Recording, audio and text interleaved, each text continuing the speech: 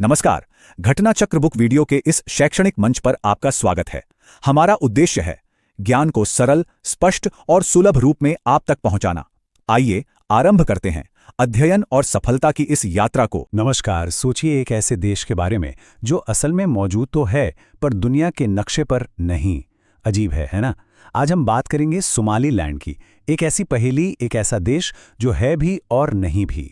अब सवाल ये उठता है कि अगर किसी जगह की अपनी करेंसी हो, अपनी आर्मी हो, अपना पासपोर्ट हो, तो क्या हम उसे गैर मौजूद कह सकते हैं? आखिर ऐसी क्या वजह है कि दुनिया इसे एक देश मानने से कतराती है? चलिए आज इसी रहस्य से पर्दा उठाते हैं। तो चलिए सबसे पहले ये समझते हैं कि आखिर ये सोमालीलैंड है क्या भला, ये है कहाँ और इसकी अपनी पहचान क्या है।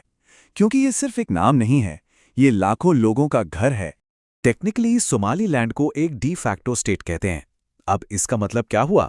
आसान भाषा में समझे तो यहाँ सब कुछ है, एक सरकार है, अपने कानून हैं, सब कुछ एक आम देश की तरह ही चलता है। लेकिन दुनिया के ज्यादातर देश इसे ऑफिशियली एक अलग मुल्क नहीं मानते। तो अगर हम नक्शे पर नजर दौड़ाएं तो सोमालीलैंड आपको मिलेगा हॉर्न ऑफ अफ्रीका में। इसके एक तरफ जिबूती है, दूसरी तरफ इथियोपिया और हाँ, सोमालिया भी। इसकी राजधानी है हरगेसा और यहाँ की आबादी है करीब 12.5 लाख के आसपास। और जानते हैं, इस जगह का इतिहास कोई नया नहीं है, बल्कि हजारों साल पुराना है। यहाँ लासगिल नाम की गुफाएं हैं, जहाँ 5000 साल पुरानी रॉक आर्ट मिली है।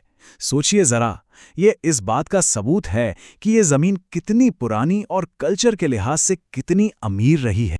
तो फिर सवाल ये उठता है कि बिना किसी बाहरी मदद के सोमालीलैंड ने आखिर खुद को एक स्टेबल देश बनाया कैसे? वो कौन सी नींव है जिस पर ये पूरा मुल्क आज खड़ा है? देखिए, इन्होंने एक आज़ाद देश की सारी ज़रूरी चीज़ें खुद ही खड़ी कर लीं।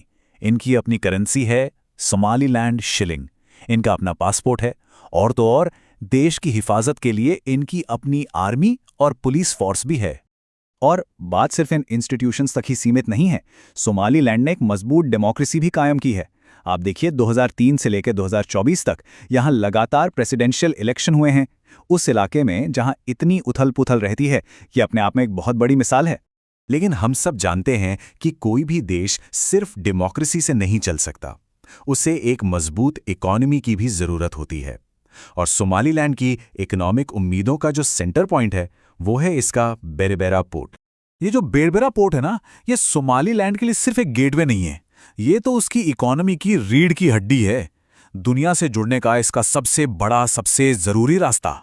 और इसे एक ग्लोबल ट्रेड हब बनाने का प्लान भी जोरों पर है। इसके लिए सोमालीलैंड ने यूएई से इन्वेस्टमेंट भी लिया है और अपने पड़ोसी इथियोपिया के साथ एक बहुत ज़रूरी डील भी की है। इन कदमों ने बेरबेरा की इंपॉर्टेंस को और भी ज़्यादा बढ़ा दिया है। लेकिन इतनी सारी कामयाबियों के बावजूद सोमालीलैंड के सामने एक ऐसी दीवार खड़ी है जिसे वो आज तक पार नहीं कर पाया है, और वो दीवार है इंटरनेशनल रिकॉग्निशन की कमी। और विडंबना देखिए, एक तरफ सोमालीलैंड है जहां शांति है, डेमोक्रेसी है, और दूसरी तरफ इसका पड़ोसी सोमालिया जो दशकों से पॉलिटिकल उथल-पुथल और हिंसा से जूझ रहा है। इस रिकॉग्निशन के ना मिलने की कीमत बहुत बड़ी चुकानी पड़ रही है। सोमालीलैंड यूएन का मेंबर नहीं बन सकता। बड़ी बड़ी इंटरनेशनल कंपनियां यहां पैसा लगाने से डरती हैं, और इसका सीधा असर पड़ता है वहां की डेवलपमेंट पर, वहां के लोगों के फ्यूचर पर। तो क्या सब कुछ हमेशा ऐसा ही रहेगा? क्या सोमालीलैंड की किस्मत कभी नहीं बदलेगी? हाल ही में कुछ ऐसा हुआ है जिससे उम्मीद की एक नई किरण जगी है। खबरें आ रही हैं कि इजराइल सोमालीलैंड को एक देश का दर्जा दे सकता है। अब अगर ऐसा सच में हो गया तो ये एक बहुत बड़ा गेम चेंजर साबित होगा। पूरी दुनिया का ध्यान इसकी तरफ खिंच जाएगा। सोचिए, किसी बड़े देश से रिकॉग्निशन मिलने का मतलब क्या है? इसका मतलब है कि सोमालीलैंड के लिए फॉरेन इन्वेस्टमेंट के दरवाजे खुल जाएंगे, उसकी अपनी सिक्योरिटी मजबूत होगी और उसे दुनिया के सामने अपनी बात रखने का एक आवाज मिलेगी। तो आखिर में सवाल यही बचता है, क्या सोमालीलैंड की कहानी हमें ये सोचने पर मजबूर नहीं करती कि आखिर एक देश की परिभाषा होनी क्या चाहिए? क्या कागजी नियम कानून ज्यादा जरूरी हैं, या फिर शांति, डेमोक्रेसी और आत्मनिर्भरता? शायद इन सवालों का जवाब हमें सोमालीलैंड का भविष्य ही देगा।